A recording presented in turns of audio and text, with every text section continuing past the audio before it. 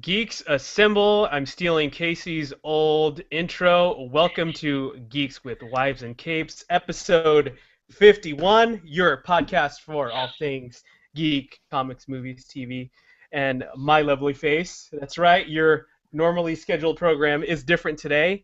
Casey is away on family matters, so that leaves me, the illustrious, the extra charming Darth Sparrow, to be your host for this evening. I know you all came to see me. Not really. Anyways, welcome everyone. As always, we are joined by the lovely Miss Piper. Piper, how you doing today? Woo! I'm doing good. Isn't it exciting? Like, I feel like we have to be really careful not burn the place down while Casey's away. I know. It's like partying when your parents are away, though. That's why I'm excited. I know. Let's get into extra trouble, and we'll clean up the mess tomorrow Yeah. before they come home. Yeah, early. Yeah, seriously, right. And we're going to go right into, since we're running a little bit late today, but we're still going to keep this lovely show at an hour of awesomeness. We are joined by a very special guest today. He is the writer and creator of the super awesome comic, The Adventures of Arrow Girl, Mr. Dean Feenstra. Dean, welcome to the show. Hey, how you guys doing? We're awesome, man. I always feel like we should have some like applause sounds there when we introduce you. It's very That's anticlimactic when we don't. it's for post production. It's all right. I do a podcast. You can add all sorts of stuff later. We'll do, yeah. I'm sure they do it anyway. So, welcome, my friend. It's so nice to have you. We got an amazing comic from you not too long ago called The Adventures of Arrow Girl. But before we get into that, let's start off with a little bit about you. Can you kind of give us, Casey always says, give us your origin story and tell us how you got started? Well, I was rocketed away from my planet right before it exploded. That If only it was that cool. I don't know. My origin in comics, I started late. I mean, a lot of people I talked to, like, oh, I started reading when I was a kid. I didn't start reading comics till, whoa, Oh, we're getting some weird. what happened here? I'm hearing everything over again. Yeah, me too. You getting an echo? Am I the only one that hears that? Yeah, that's weird. I don't know what happened. Here, let me. Yeah, I'm hearing it on somebody else's, I think, but it's a repeat. Ew. That's weird. Oh, that was loud in my ear. Okay, Okay. what about now? Is that better? Okay. Yeah, no, I think what happened was when I was trying to get it to work, I had like two windows open, and I started Okay. and turned the pot. I was watching ourselves again, so that was all of a sudden I heard myself. I'm like, what did they clone me already? Jesus. All right, but anyway, to dive back into my origin story, yeah, I didn't start really reading comics until I was in maybe my freshman or sophomore year of high school. My brother got into art, and he was a big fan of all the Image books. So the Okay. first books, so the first books I saw were like the Spawn, the Jim. Like, Jim Lee's my favorite artist. I think my brother loved him so much. So those are all the books I saw when I was, a little bit younger. So I really Right. got into his art, and then I would say once he moved out, I didn't really get comics on my own, and I didn't really get back into it probably till about maybe 6 or 7 years ago. So when I was like 25, 26. Okay.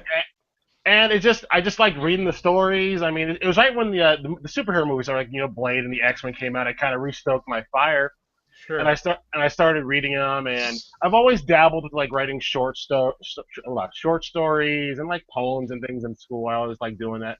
And my brother was still doing his art, and he liked for me to create little short stories for him to draw. So I was like, oh well, I'll write a 2-page story. He'll draw it for me. That's kind of what it was. Right. And I did that for fun, and then I'd say about 7 years ago or so, Shadowline did their create your own superheroine contest. I don't know if you guys Mhm. remember that one. Yeah, I think And, so. yeah, and so I was like, well, for fun, I had this idea my brother and I had been throwing back and forth, and I wrote it out into their script, sent it in, and I got to the semifinals. I was like, holy crap, I don't know what I'm doing. 'Cause Yeah. I never wrote a proper script before, so when I sent it in, I got a letter from Joe Valentino saying, it's okay, but you have no structure, there's no punctuation, all this kind of Right. stuff. I'm like, oh, but my brother liked it like that, so I didn't know any better. Yeah. Because when you only have, you're working for an audience of one, he never complained. I didn't know any better. Of course. So from there, yeah, I mean, and that story kind of sat on the side. I always kept writing my short stories, and then I started doing my own podcast, and I'd have people on, and I'd have smaller independent creators like what I am now, and just talking to them. And I met this one guy. I met Dirk Manning and I met James the Nis over through my podcast. And those two guys are really why I'm making comics now. Dirk has his Right or Wrong column in the book he put out, and I read it all the time. And James has become one of my best friends. We talk all the time, and he just has so much passion for writing, not just comics. He has a couple books he's written, and he's got the comics that he does. It just kind of motivated me to do it. And one day, Nathan Cosby was doing his artist hunt thing that he does on Twitter. I was just checking out his feed. I saw Oxford Aeneas' art. I fell in love with it. Said, hey, man, I don't got a lot of money, but I have a cool idea. And we kind of hooked up, and that's how it all started. It was kind of just on a lark. There was no big plan. Like I always tell people, I don't really look at myself as a comic book writer. I'm a math teacher that happens to write comic books on the side. Hey. And I don't like saying, like comics are just not important. I'm like, my primary focus, I like teaching in math. That's my number one. And comics is right there. It's like 1A. It's right below it, but something's got to be number one, and teaching's kind of my thing. And the comics are a fun little side thing for me. I don't really have any other hobbies in this, so it's fun. That's awesome, and I hate to say it, but I know nothing about math. I'm horrible at math. But all I know is my future career path is going to be exactly the opposite. The big money maker is going to be my side thing, and the comics are going to be my main thing.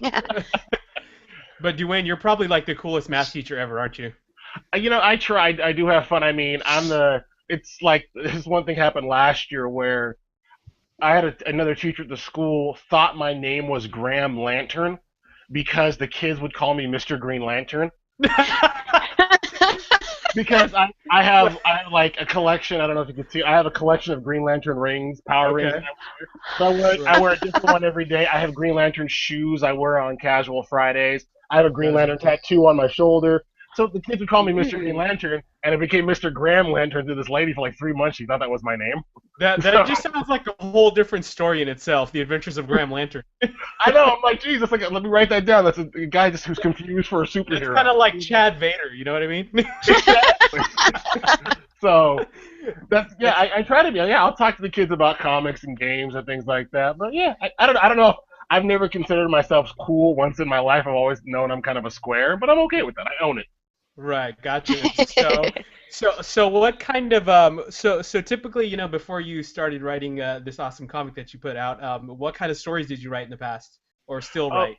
Oh, just random, just like almost like fever dream things. I remember one I wrote was about these mercenaries that were sent down to fight a Godzilla-sized penguin in a volcano. I don't know how that all worked out, but it kind of just goes into my head. I'm like, and it's like I have like an OCD thing where it's in my head, and I'll just be sitting there. The TV will be on, but this other movie is playing in my head. I'm like, I gotta write it down, or it's gonna be stuck there forever. And I'll go and I'll write it out. And on my computer, I have all these little like pitch or story ideas of just random nonsense that goes into my head that I have to get out, or it's like the voices get too loud.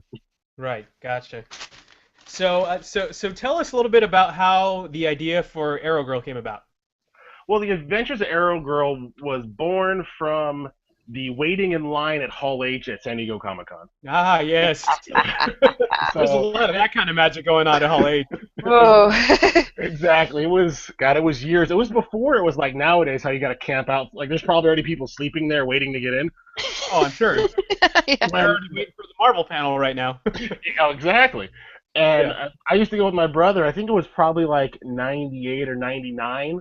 And, you have to wait maybe an hour or two. Well, it wasn't a big deal. You buy some pizza, you sit down, you wait for the line. And we were just sitting there coming up with random ideas of like changing like 70s TV shows. I think it was around when Starsky and Hutch, the TV show, the movie came out with Ben Stiller. Like, well, what other weird things can we make new? And we're like just throwing out random ideas. And we kind of fell on to Any Which Way But Loose, but in space.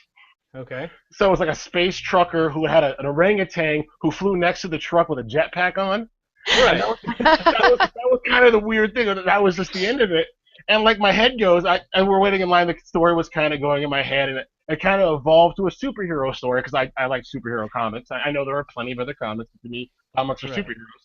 Right. And I was like, well, yeah, I'll have this guy like Superman whose sidekick is like a bumbling monkey with a jetpack, very like those old school like 40s comics where Green Lantern had that guy with the weird hat for a sidekick with a cab driver. Nobody knows Right. why, but he did. Where he's Didn't like, make sense. yeah. Yeah, exactly. And that's what it was. And then it kind of became, well, let me flip it and have the monkey have the superpowers and the person almost have to be the sidekick.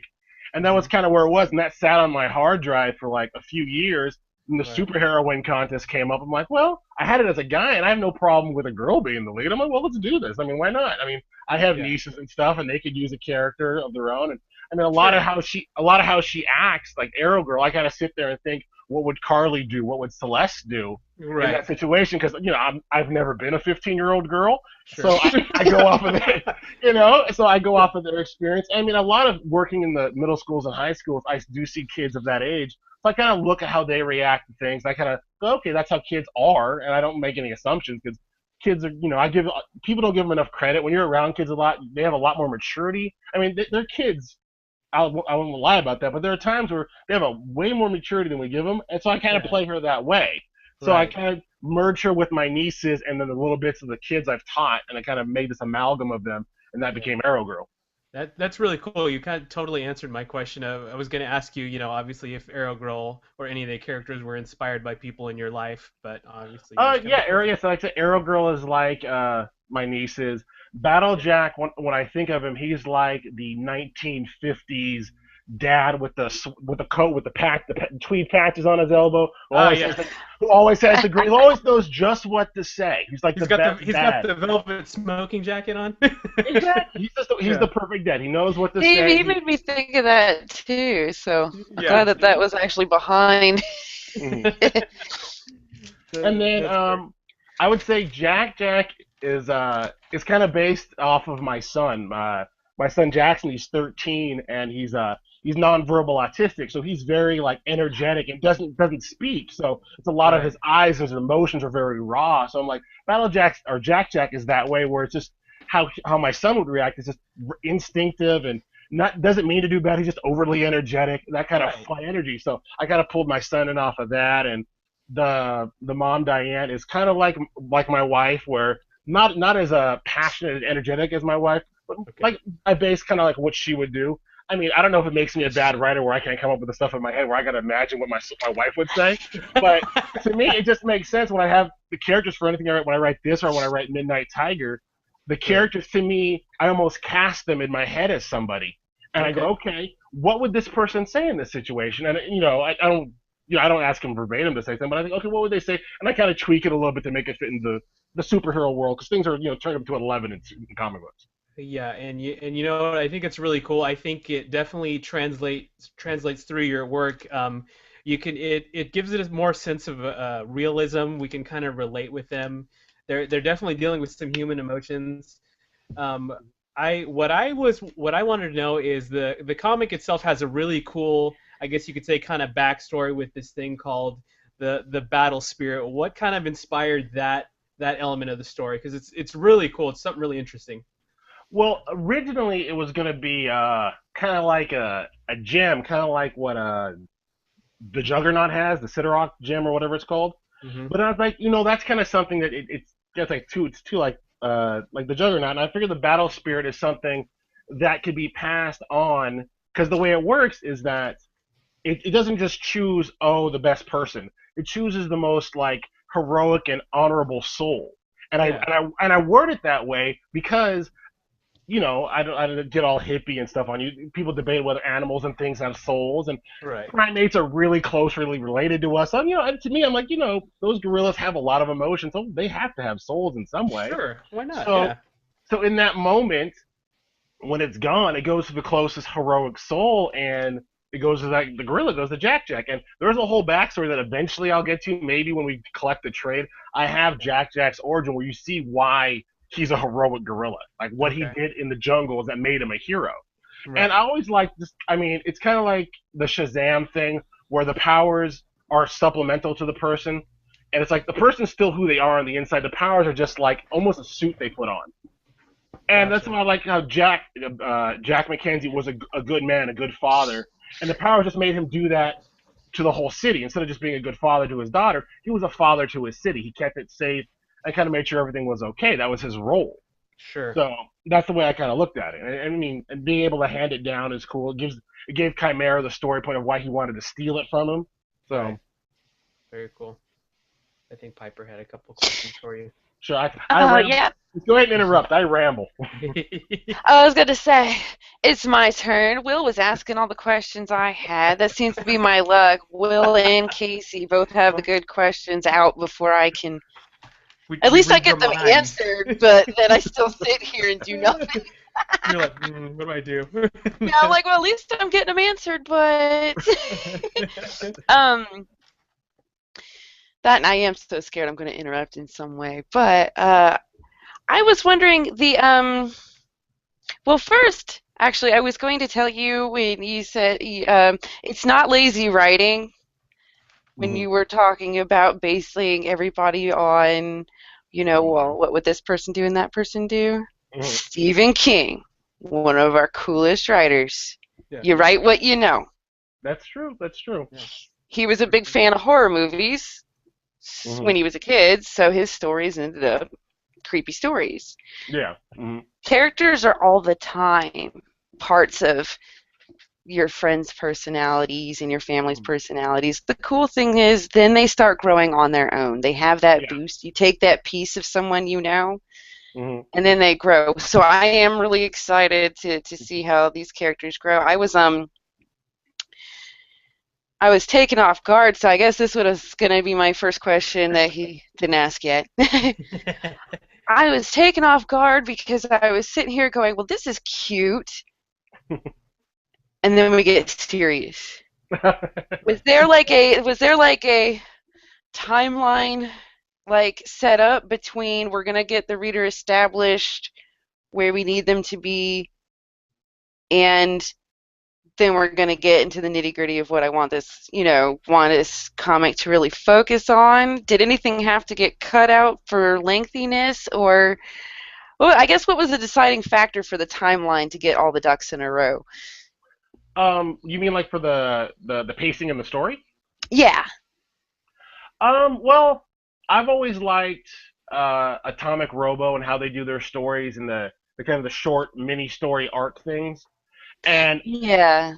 and I would, I say that if Arrow Girl continues, it's going to be an ongoing mini series. It's going to be a collection of shorter things. So I don't plan arcs like for 12 issue arcs. I know that if I'm going to do it, it's going to be between 4 to 6 at the most. So I figure 4 issues collects into about, with bonus material, about 100 or some odd pages, and that's a thin little book. And I say all ages all the time. I want everyone to read it. But if this book was given to a kid who's about 10 or 11 years old, 100 pages is something they could read fairly quickly, and they're not gonna read half of it and put it down. They'll be able to read the whole thing maybe in a sitting, and that's kind of the goal because kids have too much stuff going on where they can read half a book, put it down, and it will be a week before they get back to it. I wanted something they could eat, digest in one sitting. And for the pacing, it really worked out well. Every story has a beat. It all ends on a certain rhythm to it, and I don't know if it's the way I write or the way Oxford draws. I don't like write the conventional way where people write page one, panel two, all this kind of. I go, okay, these are the 6 scenes or the 5 scenes that are in this book. This is the emotion. I almost write it like a play, where these are what this person's feeling. This is what's going on in their heads, and I kind of do internal dialogue that never shows up on the page. It only goes between me and Oxer, and the letter Adam will see because he gets the straight scripts too. But I write it that way, and then it's kind of I have to give Oxer a lot of credit because for the pacing per page count is really him. I say this is what I want to have happen in this book. These are the scenes we need to get in here.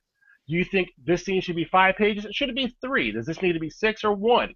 And he kind of we go back and forth. He's okay. This is what I'm thinking. And go, okay, we have 22 pages. Let's play let's play Tetris and get it all to fit. And let's kind of go. So he deserves a lot of credit. I mean, people always say, oh, it's the writer, creator. I give him 50. I mean, like we say, it's 50-50. It started out was just my thing, but I think of the book now as Oxer and mine because we work so well together. It wouldn't be the book it is now without him. So a lot of the credit for the pacing and everything like that really goes to him because, like I say, I'm an average writer. He's an above average artist, and we kind of make a good book. Very cool. I do. I like the art style too because it really does call to.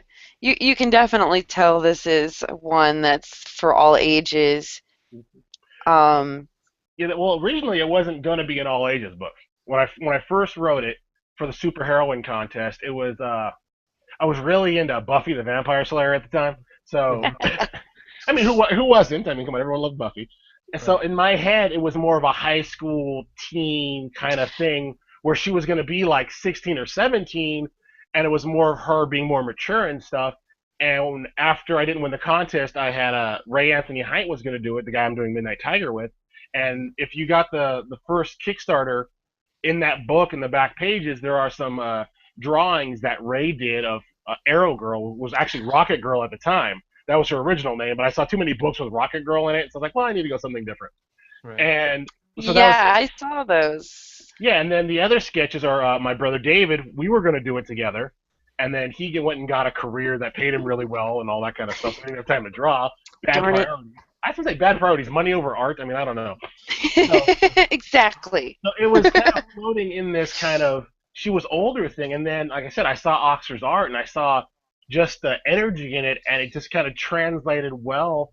And when he sent me his sketches of her, and she was younger than I had imagined, it like flipped a switch in my head. I'm like, that really works. So I tweaked a little bit of the dialogue was a little bit older. I think there was a couple swear words in the book because if you're 17, you swear. I mean, 14-year-olds. I mean, I'll say 9-year-olds swear nowadays. I mean, Nowadays you do. It's kind of crazy. yeah, yeah. Oh So my gosh.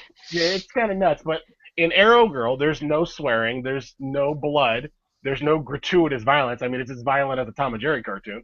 Right. And it all came from Oxford's art. His younger take on it. I think it makes the story better. The fact that she's only like 13 or 14 dealing with this heavy situation, it resonates more than if she was like 17 or 18. Because at 18, you're an adult. You've been through some things. You might be able to handle something. But when you're 13 years old, it's way more raw, and dealing with death is a Yeah. way bigger thing than a 13-year-old usually has to deal with. For And sure. I think it makes it that much more impactful. So it really worked out well. Yeah. Yeah, yeah. I'm glad it ended up in the style that it did. I enjoyed the artwork from the Mm. earlier concepts, but I'm really glad she ended up younger just for the same reasons. And the art is so fun It, without being too silly. Like, it, you it, it can is still very. follow the story. Mm. Yeah, someone actually pointed out what it kind of reminded them of that actually works in my head. Do you guys ever watch the old cartoon Kids Next Door? It was on I Cartoon was Network. I was Yes, gonna tell yes, you that. I was that's Someone, just so gonna talk about that right now. someone said that to me. I'm like, oh my god, that's exactly the how they're humans, but their features are exaggerated in certain ways. Right. I'm like, it's a superhero Kids Next Door book. I'm like, that really works. That's the first thing That's I what it thought when put I me in read. mind of. Yeah. Yeah. Yeah, it was super cool. And like Piper was saying, I really love how vibrant the colors are and how much color is saturated through all the pages, and it's obviously got a more lighter tone that will relate to kids, but it's definitely because of the subject material still relates to adults, and I think that's really awesome. When you signed up with your artist, did you kind of have an overall idea of what you wanted the characters to look like, or did you just kind of let them have free reign to interpret it, based off your story? I kind of gave him some ideas. I mean, I sent him the stuff that Ray and David had done, so he kind of Hmm. like this is kind of what was before, and he kind of like he took like the gauntlet and things you can see on Ray's design, but he kind of like with his style it became more exaggerated. The gauntlet became that much more bigger. The jetpack was designed a little differently. I mean I didn't really say oh I expect her to look this certain way. I described her personality and who she was to Hmm. him, like with Battlejack the same way. I kind of explained the father he was, the superhero he was, his mentality to superheroing, and Hmm. that's like where their costumes aren't like Superman's. It's not bright red and blue colors with a flowing cape in the background. Right. Jack is a construction worker. That's what he does for. That's what he did for a living. So his Hmm. costume is very functional. It's like very simple. It's almost like a jumpsuit. He's got boots and his jumpsuit. Arrow Girl's Right. costume. It's almost like clothes that you would buy yourself. She's got pants. She has her shirt, laced up boots that Batgirl stole in the new book, the new look. All right, and I Yeah. saw, I'm like, oh, they stole Arrow Girl's boots. I see how it Well, is, thanks. Stuart. Well, at Mhm. least Arrow Girls look like they fit her. So, Exactly. So that was I kind of set the vibe for the world, and like I told him, I kind of wanted to feel like Batman the animated series. Like I almost wanted to feel like it's set today, but with the art, like the feel of the 1930s or 40s, where everything's a little bit older, but it's like a new old type vibe. So the Sure, architecture and stuff looks old. There's not a lot of like fancy high rises. It's a very old feeling city, an old feeling world. definitely. That actually leads to one more question that I definitely wanted to ask. Was there any like nod to the Rocketeer in this? Because the style of some of the stuff kept making me think of the Rocketeer in the almost the time period type of stuff, or some of the gadgets. Not intentionally, but I mean, I definitely see how it goes. I mean, with the jetpack and the era we're going You for. should have said intentionally. Well, I'm not. Piper wants you to I lie to love her. the Rocketeer. Well, I know you. I'm I just love saying you that movie. can't really strap a jetpack to anything and say it's a nod Exactly. to the Rocketeer. It's just Exactly. still a certain style of everything else. Well, I mean, I'd say I love the movie, and I will say subconsciously that's probably what I was going for. You Gotcha. know, it was a conscious thing, but subconsciously I was probably had that vibe. I mean, really, a jetpack in a Batman the animated series time frame is basically the Rocketeer anyway. So Yeah. that's subconsciously that was what I was going for. There Gotcha. we go. See, you might as well just say intentionally. You I go, totally yes. meant to do that. We will edit. We'll edit it. Yes, it was intentional. You go, yes, it was intentional. I love the Rocketeer. Click I love the support for the Rocketeer. greatest. I based my life off the Rocketeer. My life credo's off that movie. It's amazing. So Dwayne, you said you got, really into comics kind of later on in life. What kind of things were you into, when you were younger? I mean, were you a geek at all when you were a younger guy? I mean, were you into Um, cartoons? well, I played. My mom was very big on you have to have something to do, so I played sports all the time. Okay. I went from baseball to basketball to flag football to soccer, and it was nonstop. But for me, I always kind of like geeky stuff. I was Yeah. into Legos. I was into the GI Joes. In elementary school, we used to play this Teenage Mutant Ninja Turtles and Other Strangeness. It was an old school. I don't know if you guys remember it. Old school like Dungeons and Dragons thing set in the Teenage Mutant Ninja Turtle universe. And it Oh, was Gotcha. that's weird. cool. No, I was Um, playing with the action figures. I'm I gonna have didn't to know look that was a that up. thing. Oh, Oh. yeah. One of my friends, Nick Whittle, had the book, and he would show. And at lunch, we'd go out far out into the grass, and no one would bother us. And I mean, I look back, and we had no idea what we were doing. We did not follow the rules at all. Yeah, what's the rule book? We don't need that crap. Get it Oh out of here. no, it was oh yeah, our rules made no sense. Like the higher you rolled, the more damage you did. Like the hit and damage were the same roll. It was very weird. Right now, I'm thinking of that episode of Friends where Joey makes up that card game. Yeah. Oh yeah, it's cups. Yeah. Yeah, That's basically cups. what it was. Exactly. Yeah. But yeah, from there, I mean, I've always liked the sci-fi kind of. I always read. I mean, it sounds sad, but I spent more time in the library in junior high and high school than outside. I Okay. wasn't very social. I mean, like most nerds. So I spent a lot of time reading like Isaac Asimov and stuff instead of going out and socializing. So Sure. I've always liked sci-fi. I've always liked stories. So it just Nice. kind of evolved from reading other people's stories to writing. And the one sad thing is, the more I write, the less time I have time to read. Unfortunately, so it's like, you See, know, that's the balance, right? yeah, exactly. You sacrifice one for the other, I guess. Apparently. Yeah, but if it's any, like I said, if it's any good, they'll make a movie, and I'll watch it later. There you go. Why read the book? You can watch the movie. It's just like when you have to do a Exactly. book report in school. Well, you know what? To be fair, it's weird. I've actually gotten into writing while listening to audiobooks, Okay. which That's is kind that's of not hard for you to like separate the two. They don't muddle together.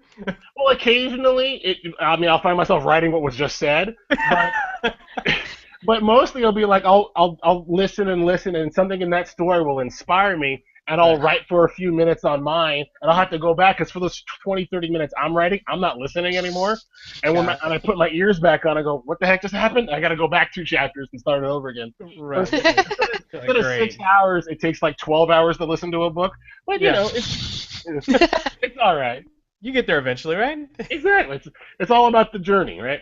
That's right. All about the journey. So, besides Arrow Girl, tell us about the other title that you've mentioned a couple times. The other book is it's called Midnight Tiger. It's Ray Anthony Height. He's the creator and the artist for it. And like I said, we kind of touched base, and we almost did Arrow Girl together, but something came up where he got a bunch of other projects, so he had to drop out.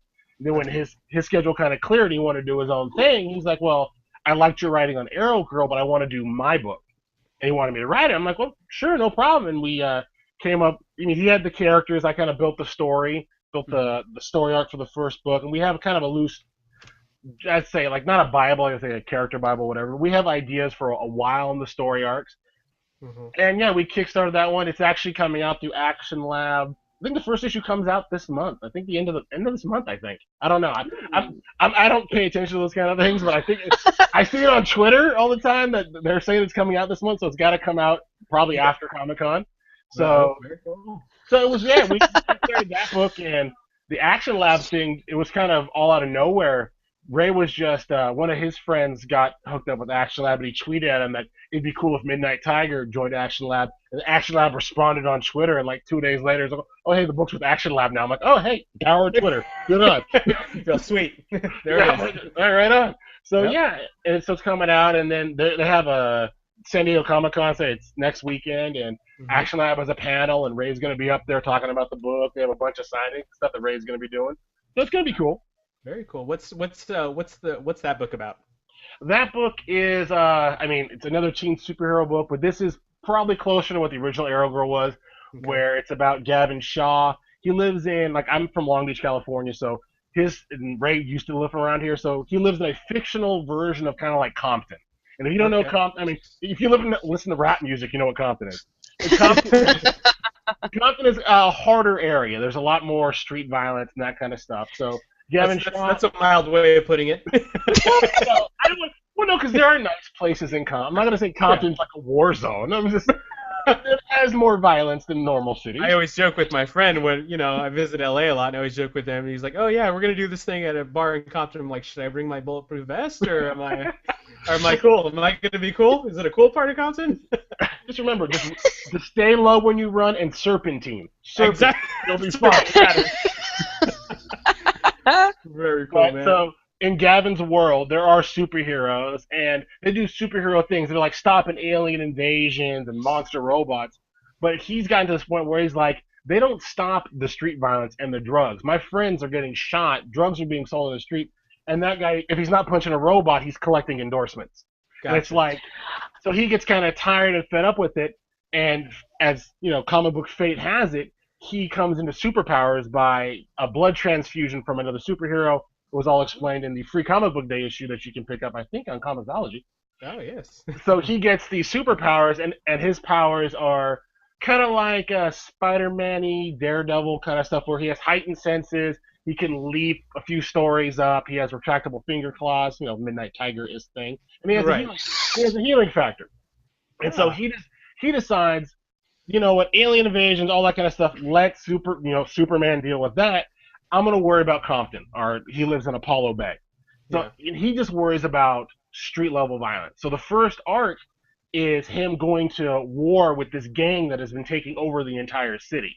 That basically where he lives is controlled by this one gang, and he finds out what they're doing. He has his old best friend somehow got tied up with the gang, so there's a little bit there, and he goes to fight their gang leader, and it all escalates from there where he is very, let's just say, it's very daredevil-y, where it's not end of the world stuff. It's basically he's worried about 6 blocks of a city. That's all he's really concerned about, and that's his story. It's not so much the flash and the substance. It's all about keeping his friends and his neighbors safe. That's all he's trying to do. Got it. Very cool. Yeah, so Sounds amazing. it's a little bit older. There's a little bit of blood. There's some swearing in that one. It's definitely more teen and up, I would say. Sure. Very cool. We'll definitely have to check that out for Yeah. sure. So when can or where or when can our listeners find Arrow Girl? Well, right now, Arrow Girl, you can buy a physical copy at Indie Planet, the Comixology store, or not the sorry, the Kablam store. It's called Indie Planet, I think. You can Yeah. get a physical copy there. And issue 1 is actually available right now in English and in Spanish. We haven't Oh, translated.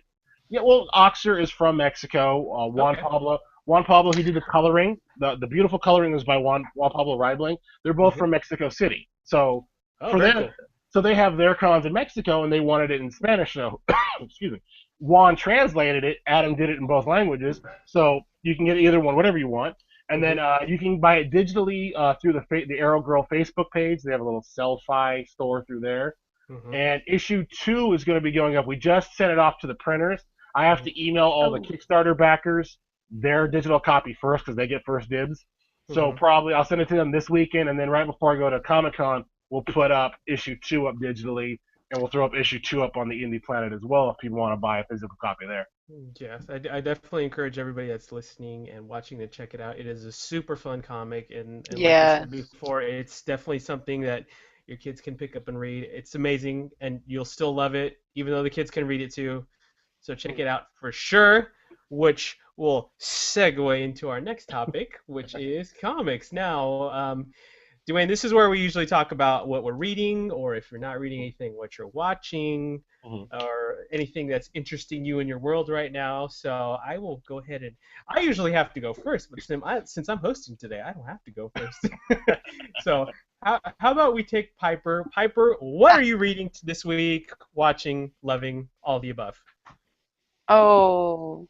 See, now, okay, we gotta keep what I'm reading very separate from what I've been watching, because I Fair. really wish I didn't have access to TV or internet anymore. But what I've been reading is I got to read Grimm's issue 100, Okay. Oh, cool. and I was gonna write a review, but I'm really lazy, and I was given the option to say my review, so I'm gonna do that instead, out of Excellent. sheer laziness. Um, It was good. It actually makes me incredibly excited, like almost impatient excited for what's coming next. Like when you talk about opening a new chapter, I mean, this is like literally for real. And I don't still, because it's still pretty fresh, I don't want to spoil too much. Yeah. But I mean, I do want to say, imagine at this point every uh, fairy tale world or imaginary world, honestly, that the famous ones and stuff. Imagine them all uh, colliding with our world, Hmm. um, and basically the sheer chaos and all that cool stuff. That opens up for so many more stories because I was kind of wondering where we were going with the main character's story in this. Um, where really once this was resolved, or if it got resolved, what there was to do. Well, Hmm. now we know that they opened it up to where there's a lot more interesting paths now that they can take. So I'm really excited about that. I also got to read Borderlands: Fall of Firestone, Hmm. and that's why I'm wearing my butt stallion shirt, but y'all can't see it. Here, Butt here, stallion, y'all can see it. Butt stallion says hello. eh? There. Nice. Yes. So if you can't tell, I really, really love the Borderlands games. And so I've been wanting to get my hands on some Borderlands comics because I know they exist. So Borderlands Fall of Firestone I got to read, and it's they keep with the humor they keep with the humor of the games perfectly. Mhm. They I was almost upset because I thought they were like really kind of screwing with the way they were portraying the characters, especially Mhm. Brick, until they made Brick say something in particular. I can't remember what it was, but it was hilarious, and I was like, okay, there's Brick. I Yeah. was like, all right, there he is. Mhm. Because at first, literally, all they would write for him, all of the Vault Hunters, because this has the four first Mhm. Vault Hunters that you play with in Borderlands 1. It really starts that story right there. Um, and so it's neat to get a feel of their personalities from a you're not kind of making up how they act kind of thing. Right. Um, I mean, the game forces so much, but yeah. But they kept having Brick just mumbles incoherently or something. I can't remember what it was. Oafish mumbling or something like that. And Okay. so basically, for the first, the first page or so of the comic, they're basically like, Brick dumb, Brick no talk, 'cause Brick dumb. Yeah. Like that's how they made it look. And then finally, when he said something, it was just awesome. It was like, all right, yep, there's Brick. Yeah, they figured it out. Yeah, I was like, okay, there we go. Now he's talking and he's saying stuff that sounds about right. Right. So I'm not like a huge gamer like some of my fellow podcasters and teammates are. What's the art style of that comic? Is it very similar to what the video game is? Yeah, it's a little more cleaned up actually than the video game. Okay. Um, but it looks like, they specifically weren't cleaning it up too much to Right. not look like the game. They definitely kept with the style of the game. Everything's just a little more organic when it comes to edges and stuff. Sure. But you still kind of got like the thick line work Hmm. and stuff like that. So I really like it. They made Marcus almost look good though, and I thought that was awkward. Yeah, they actually made him almost look good. I'm like, no, no, no. In the games, he's looks like a scumbag. Right. In the comics, he needs to look like a scumbag too. Yeah. Yeah. They Yeah, prettied him up. Yeah, he's too pretty. Yeah, they prettied him up. Yeah. Yeah, we can't have that. They took out a lot of the line work. Like when I said they smooth things over, he got the biggest smooth over out of everything. Gotcha. He got hit with a pretty stick. Yeah. That sounds awesome. Did you anything else that you read? um. Yeah, then it was Arrow Girl, and then I've been kind of busy. And then technically I got to read Arrow Girl #2, but I can't say nothing. Yeah. I'm like, so I was occupying myself with that. Yeah. There are typos. Yeah. So, Dwayne, yeah,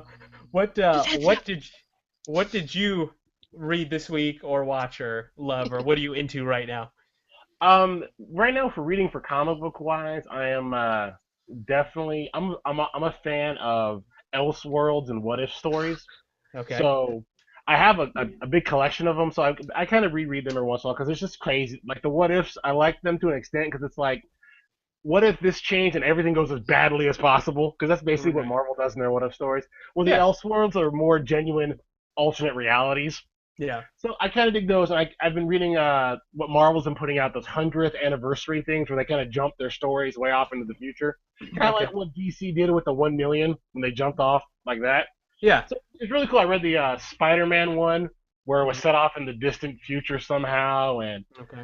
somehow Wilson Fisk became Venom, and it was just kind of some crazy stuff. Eddie Brock and Peter Parker were best friends. I don't know when that, because it's funny because they just jump into the middle of a story arc because it was like Yeah. story 7 of 8, I think, of some imaginary arc, and they had footnotes to past stories that don't exist, which I absolutely love when they do that. Yeah. It's like I'm like, oh, dude, that'd be awesome to have something, but no, Yeah. it just feeds the imagination. Yep. So that one was cool. Then I read today. I read the X-Men 101 where Scott Summers was president of the United States. I'm like, that's nuts. Oh. And it was just crazy, and I dig that kind of stuff. So I read a lot of the Earth 2 for DC. I like Okay. those. I like those alternate takes with Batman being, yeah, I'll do spoilers. I don't care. Batman Earth 2 was grown up as like old Thomas Wayne who takes the Yeah. miracle formula, whatever, for he's really technically Hour Man, so he's Bat Hour Man.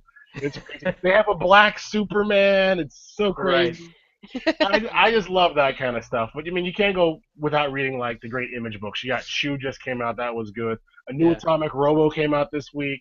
Mhm. So yeah, I read a bunch as much as I can. I say this last week leading up to San Diego, I didn't read as much because I've been Yeah. ordering prints and books and all this kind of stuff. So I've been kind of focused, emailing back and forth, phone calling stuff, making sure everything gets here so I can go to San Diego on time. But I Yeah. did Very read a little bit. So yeah, those were some definitely my favorite books I read this last week. very cool. Are you gonna have a booth or a table at Comic-Con? I will actually have a booth. I had some friends who had some table space open up, and they invited me and Oxer up. So the Very cool thing cool. about this is I've never met Oxer before. Yeah. I've never spoken to him before, like on the phone Okay. in any way. Okay. Our conversations are just email and Facebook Messenger. I mean, we Wow. talk like, yeah, we talk every day. I mean, Yeah. I mean, but I've never heard. I mean, I've heard his voice. I actually searched it out on a podcast he did in Mexico. Okay. I didn't understand anything that was That's going not on. creepy at all. It was kind of stalkery. I had to like look for it, and I found where it was like this, a Google thing. So Right. I could see and hear his voice. I'm like, huh, voice is Yeah. deeper than I thought it would be. Okay, Gotcha. you know. So all that magic happens without ever being a physical or verbal interaction. No, Huh? we've never no physical in any way interactions. Wow. We've never done this. We never Google chatted. We never Skyped before. Yeah. Because it's like, well, like Spanish is his first language. Okay. He's pretty good at English. I'm terrible Yeah. at Spanish. So most of their conversations, we used to do Google Translate, but his English has gotten better, so I can send him stuff pretty directly. Every Right. once in a while, a word might come up that might get misunderstood, but You're generally like- it's okay.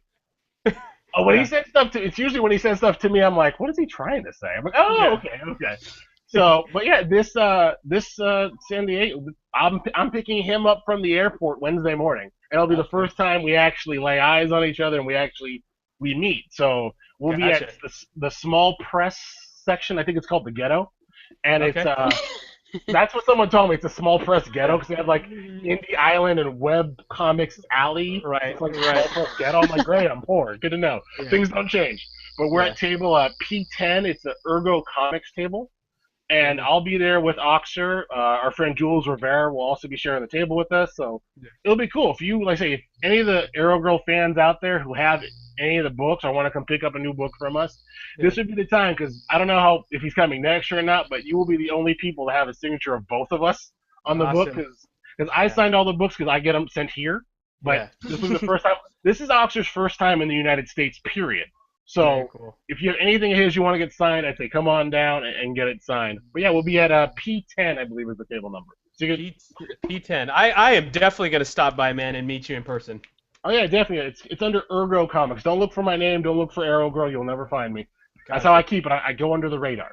But yeah, Ergo Comics P10. Yeah, we'll be there all weekend. Awesome. all Very week. cool.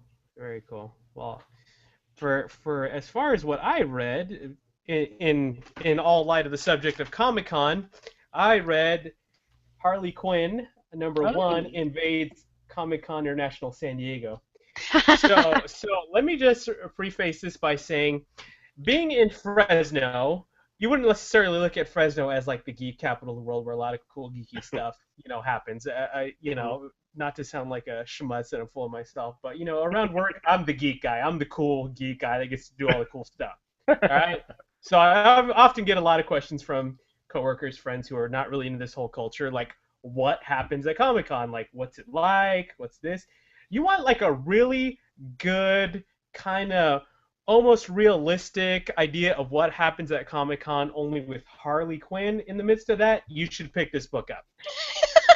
It was super hilarious. Okay, this book is a little bit bigger than they normally are. It's a $4.99 copy, but it's super funny because Harley kind of deals with everything a first-timer at Comic-Con deals with. You have this like huge, idea in your head. It's like Shangri-La. It's the promised land of geekness, which it still is, but you're going to wait in line for everything. You're not going to get exclusives you want to get.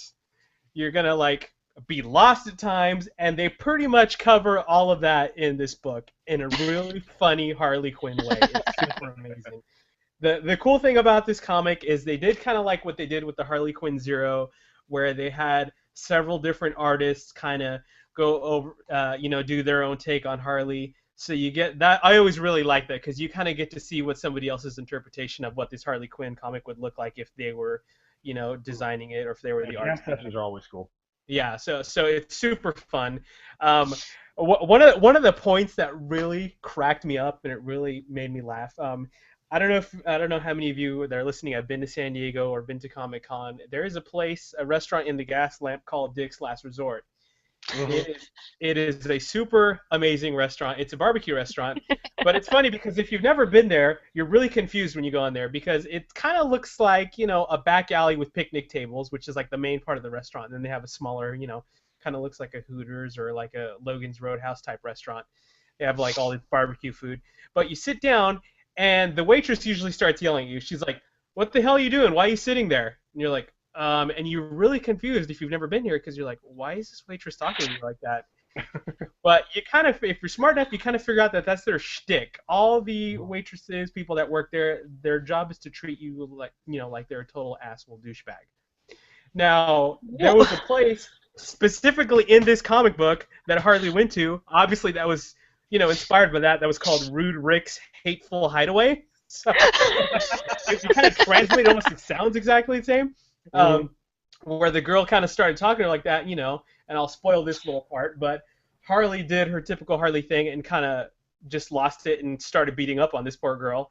And the girl's like, no, I wasn't serious. That's just what we do here. And it's kind of like what I thought for a split second the first time I went there. I'm like, dude, somebody talks to me like that again, So that was a really funny part to this comic. But if you want a really funny take on what happens inside Comic-Con, definitely check out Harley Quinn Invades Comic-Con #1. Super fun. You guys will like it a lot. Hold on.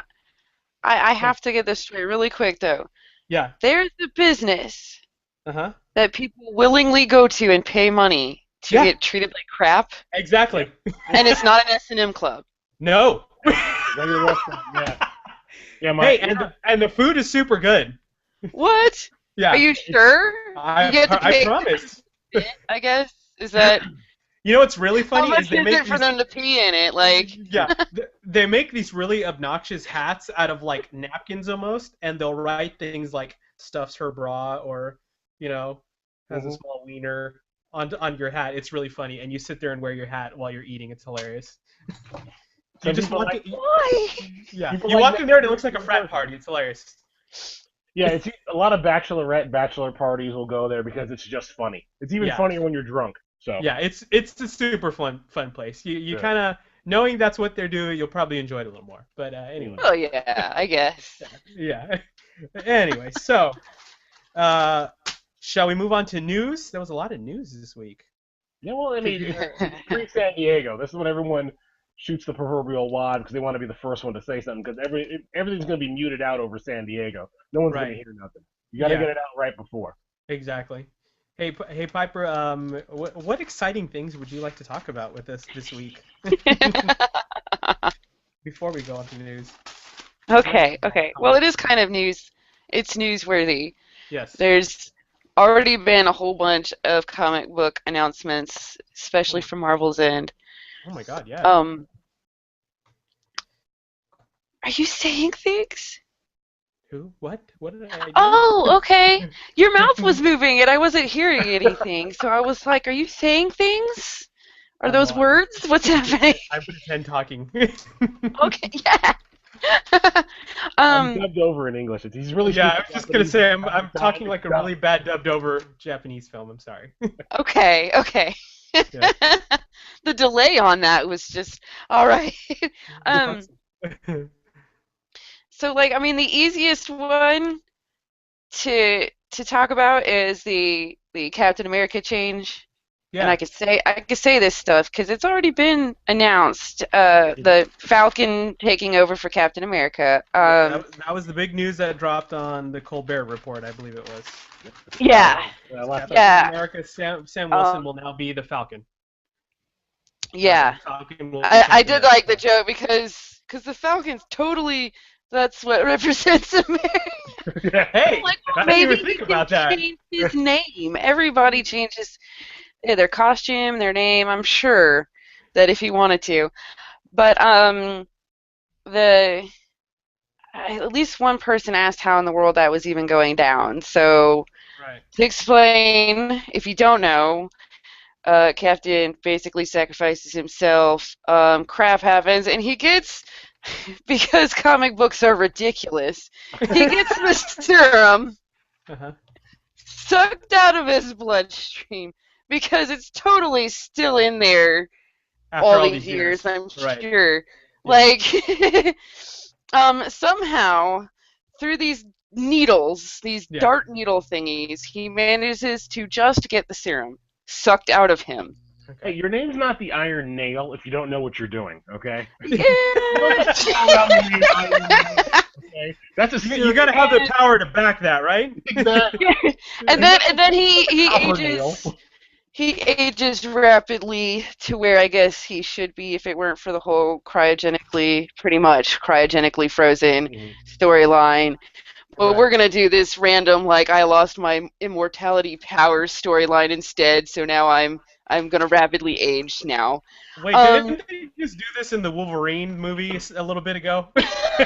Try to suck his powers out. Is this what's going on again? Well, the problem that some people had that I didn't really think about is that the super soldier serum doesn't keep him young.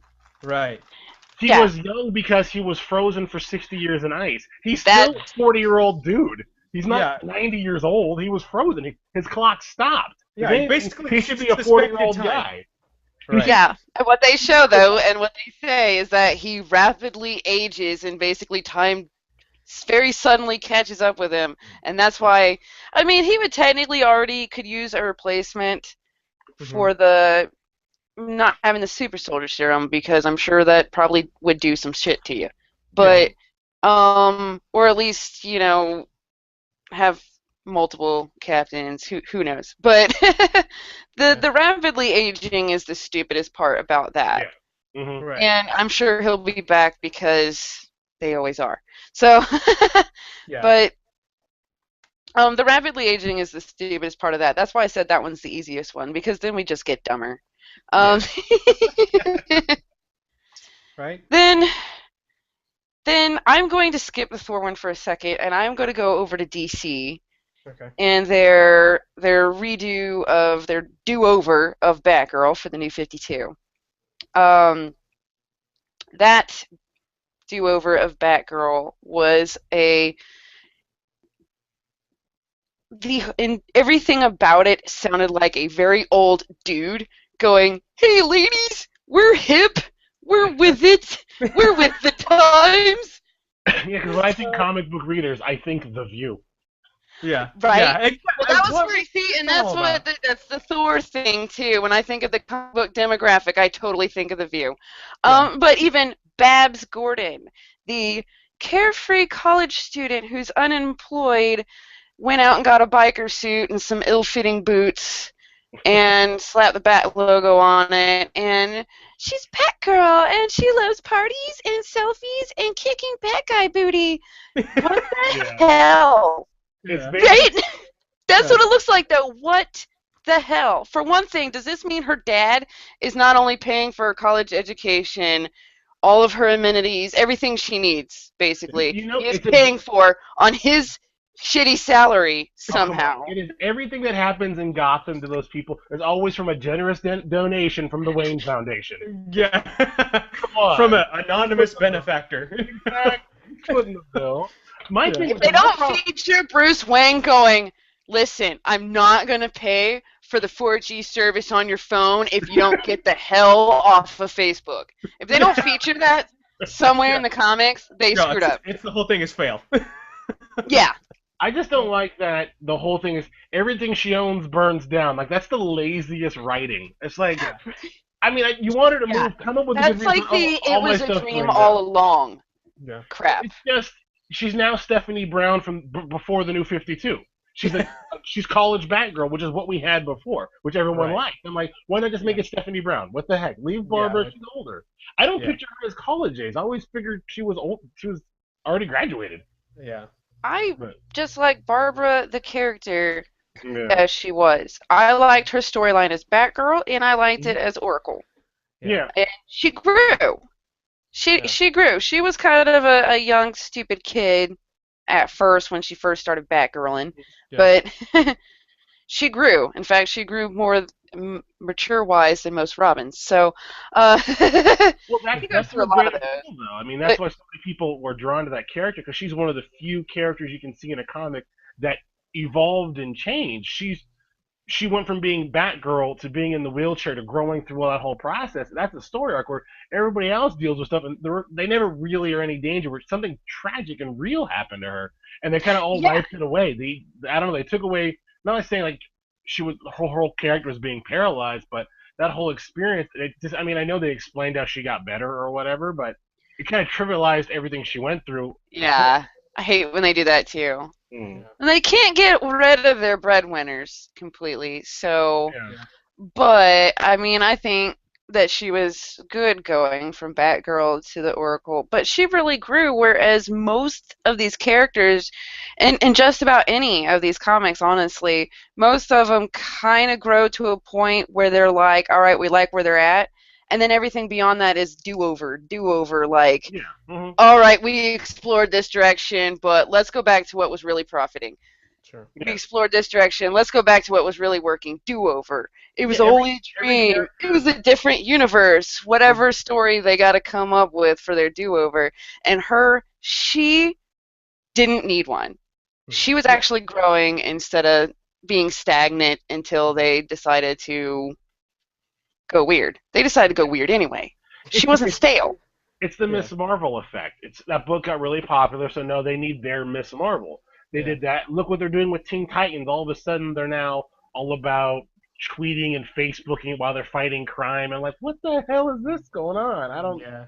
It's just I understand That's it. another example of I'm literally seeing Stan Lee or an equivalent old man, right? Yeah. Just in an office going, kids like that Twitter thing, right? It is. It's like what a Put that in 50-year-old there. man thinks Let's teenagers like. Yeah. What's that Twitter thing that kids are crazy about nowadays? What's the yeah, the tweeter? What are those kids use Yeah. all the time? the Twitter.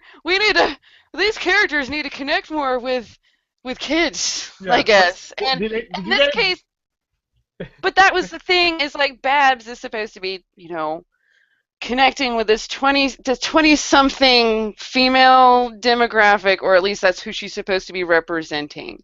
Yeah. And all I really see that they got out of it was okay, look, now her boobs aren't insane. Yeah. Neat. Yeah. But Well, instead of just Right. getting rid of the insane boobs, what you did was give her a leather jacket to cover them up. A leather jacket which she shouldn't be able to even like lift her arms in and do anything in. Yeah. And she's gonna get so shot. Oh my god. She's got- Emma. They just debut her and be like, look, Well, didn't they it's the new say- Batgirl. Oh, she's already shot in the You spine got- again. Didn't they Shit. say it was soft leather or whatever the hell? Yeah. I don't know what But soft leather is. Flexible. Yeah. Right?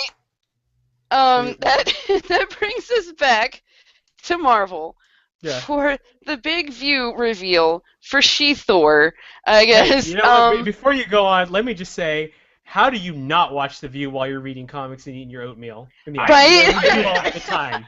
I missed that episode, so I had to find out from the View online. So it was a double whammy of, wait, what the hell is going on? Yeah. No. It was The that- View, like, So, I'm old, but I am not the View old. So, When I see comics, I think Whoopi Goldberg. That's all I have to say. oh yeah, so totally. Dwayne, what's your take on She-Thor? All right. You know what? I mean, the reveal doing it on the View is dumb, but I mean, I understand. It goes back to like what a 50-year-old man might think, and someone who's not Yeah. really in touch. But Right. I mean, they've done it before. I mean, Thor was a frog, Loki was a woman. Yeah. It kind of goes. It's cyclical, and I mean, I don't get caught up with it because Captain America is going to be Steve Rogers. Thor's Okay. going to be a guy because when does Avengers 3 come out? That's all Yeah. That's the problem with the synergy we have now. I mean, I want to see what they do because apparently Thor's not a woman.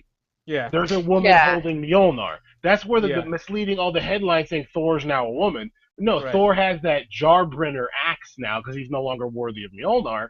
Yeah. So some woman is now wielding the hammer. So it interests me to see what woman it's going to be. Are they going to create a new character, or is it going to be an established character like Valkyrie or something that's kind of always been on the Asgardian peripheral, going to be able to wield the hammer?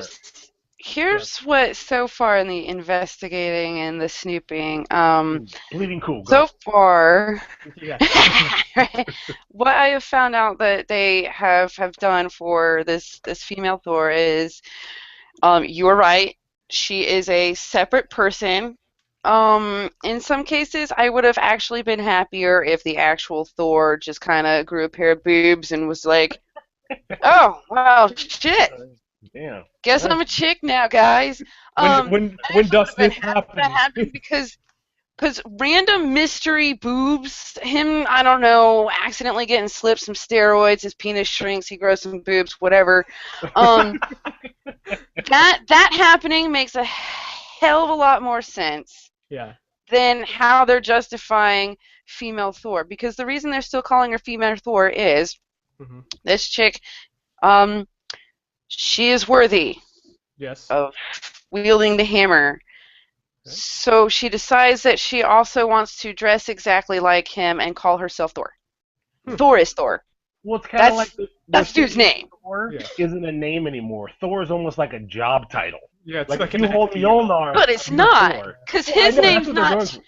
Thor's name's not changing to shitty axe, like, or Darkbrenner now. Jeez. That's or gonna you know, be, like that's gonna be the shitty Twitter quote axe of the guy. night. Like Thor's name's the not Twitter quote of the changing night. to not Thor anymore, or hero formerly known as Thor. Right. He's just Mhm. gonna He's become a still symbol keeping like his Prince. name. So Yeah. why the hell is she with the view reveal tagged onto this, right? Yeah. Mhm. This is yeah, we get it, feminazis. Chicks can be Thor too. They can't be their own thing, Yeah. but they can be Thor. Have they said that she's actually going to be called Thor in the book, or Yes. is she just going to be female leading And the Thor book? There was a specific statement from somebody that said she's not going to be Thorlina or Thorilla. She's just Thor. She's Thor. Okay, so yeah, I think Jason Aaron tweeted that. Okay, so No, yeah, I would be a little Thor- more offended by Thorina or something Yeah. like that. You know what would have not been offensive? If she had her own damn identity before she picked the Yeah. hammer up and kept her own damn identity, you know, like chicks should. Right. But they cannot. No, they cannot No. actually create a new female superhero. Yeah. No. they met their quota in 1967. They don't have to make any new ones. Yeah. That's what I'm saying, though. I'm still picturing some old dude going, this should do it, right? This should shut up those feminists, right? We're good. Even though her boobs, like, she's still ridiculous, you know, Yeah. bodied. Yeah. Still completely ridiculous. I'm hoping it's Clothing, though. Yeah. But it was still like, here, we're throwing you guys a bone. Shut the hell up. Yeah. And the ones that are eating it up are more annoying than the ones that don't give a shit. Like, Mhm. I'd rather you not give a shit either way than. Yeah. And I understand the guys liking it. Because I'm not having chicks argue with me. I'm having dudes argue with me about my view. And I'm like, Yeah. well, maybe it's completely different because you're a dude. Mhm. Maybe because you know that they weren't sitting here going, here, guys, Yeah. we're doing this for you to make Yeah. you guys shut up. You guys are pretty much like, we're fans, we haven't had a problem to begin with. This Yeah. looks too much like a blatant, here, chicks, shut Yeah. up. Yeah. Here's your female character. Yeah. I guess only time will tell what's gonna happen with what we'll call Thorgate, but we'll leave Thorgate at that and go into final thoughts. Dwayne, this is where we give you about a minute to just plug whatever you want to plug. Tell us whatever you want us to go see and support and follow, and you just let us know what you want us to do. Oh, okay. Well, I want us all just to love each other a little bit more. Yes. I'm just on Twitter. When you're on Facebook, if something happens that you don't like, you Just don't love gotta each spam other. it.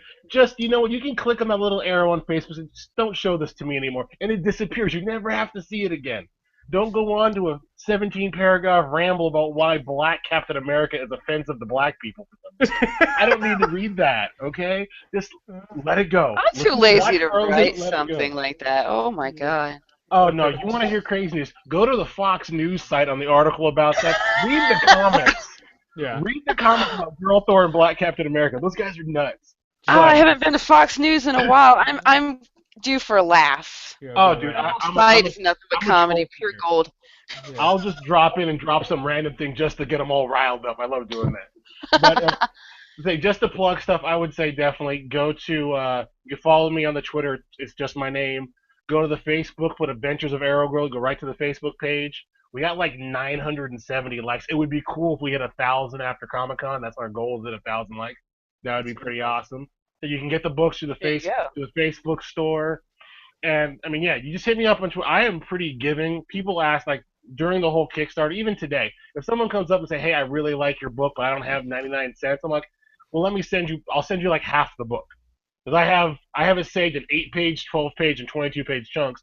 And depending how much I like you on Twitter or Facebook, I'll send you a chunk of the story. If you're a really good conversation, you get a whole story. If you're like, well, I just want to try it for free, I'll give you 8 pages because you get to the first 8 pages, you're gonna get hooked. Yeah.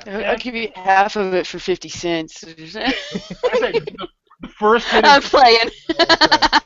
exactly, but yeah, I would say check it out on Facebook. Go talk to Oxer on Twitter. He does great work. I mean, you gotta just as much as you like the story, it's like I say, it's more him than me. So go over to Oxer Aeneas on Twitter, on Facebook. Follow him on Facebook just because he does crazy art. He has a style that's completely different than Arrow Girl. It's called he does a webcomic called Hotel Marriott. It's in Spanish, so it's hard for me to read. My wife translates it for me, Yeah. but it's this really creepy horror style that he does. You guys definitely have to check it out. So, but yeah, if you're in San Diego, hit me up on Twitter and Facebook. Come by the table, or you want to meet for a non-alcoholic beverage because I'm not a drinker. You can have a beer if you want. I'll have a Dr. Pepper. We'll shoot the shit. I like talking to people, so come by the table. Hit me up on Twitter. I love talking comics or whatever. Very cool. Awesome. Thanks, Dwayne. And Miss Piper, final thought for us tonight? Um, I was told that, although I was only told by one person, so technically I shouldn't have to, but I was told that I have to show this on here. Oh, yeah. Ooh, congratulations. Somebody got engaged. Yeah! Ooh, congrats, my It friend. was cute. Thank you.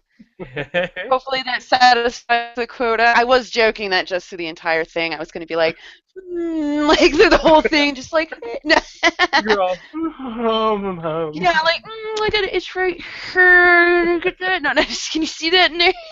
But I'm too short, honestly, for you guys to even know what I was doing, so I wouldn't have been able to do that as a joke anyway.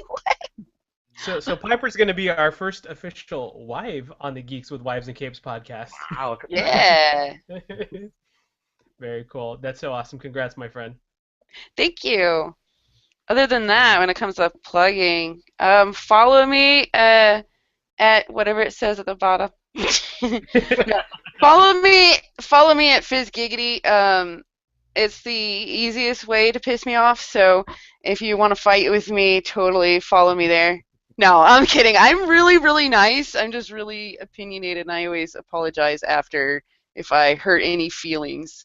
So I like hearing opposite sides of things that piss me off, because if I can't see why, then I need somebody to show me, why that's their side. What am I not seeing?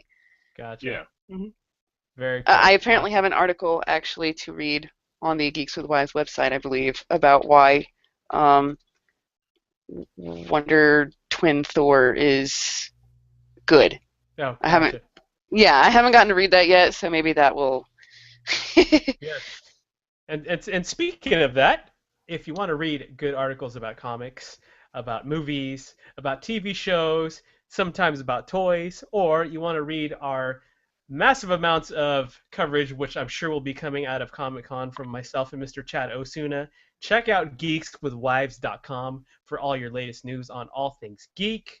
And as always, I just want to say thank you to our very awesome guest, Mr. Yeah. Dwayne Feenstra. Thank you for joining us. Your comic is amazing. Please go check out The Adventures of Arrow Girl. You can find us online at geekswithwives.com or on Twitter at GWWCapesCrew. And as always, you can find me on Twitter at Darth Sparrow. And as always, for the whole crew here and for the rest of the team who's not here tonight, we will catch you on the geek side.